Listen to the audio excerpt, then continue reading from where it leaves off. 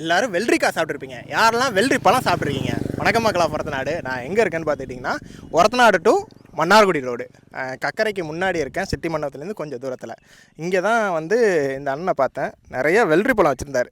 நானும் ஒரத்தநாடு முழுக்க தேடிட்டேன். இந்த வெள்ளரி பழம் வந்து கிடைக்கவே இல்லை. அண்ணன் நிறையா வச்சுருக்காரு. அண்ணன் எனக்கு வயல் இங்கே வந்து பக்கத்தில் தான் இருக்கான். அங்கேருந்து தான் பறிச்சுட்டு வரதா சொல்லியிருந்தார்.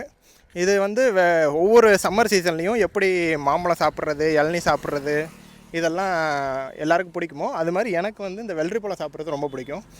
வெள்ளரி காயை பொறுத்த வரைக்கும் உரப்பு போட்டு மிளகா பொடி உப்பு போட்டு சாப்பிடுவோம். வெள்ளரி பழத்தை பொறுத்த வரைக்கும் இனிப்பாக போட்டு நாட்டு சர்க்கரை, பனவெல்லம் இல்லை ஜீனி இது மாதிரி இனிப்பு போட்டு எல்லாம் அப்படியே கடிச்சு சாப்பிடுவாங்க. சிலர் வந்து ஜூஸாக அடித்து சாப்பிடுவாங்க.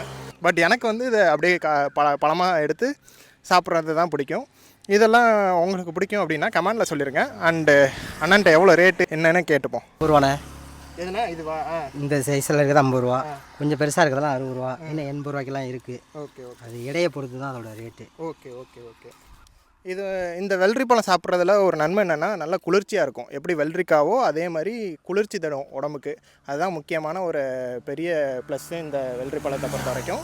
நீங்கள் இந்த வெள்ளரி பழம் சாப்பிட்ருக்கீங்களா என்னங்கிறத கமெண்ட்டில் சொல்லுங்கள். உங்களுக்கு இந்த வெள்ளரி பழம் பிடிக்குமா என்னங்கிறதையும் சொல்லிட்டு போயிருங்க.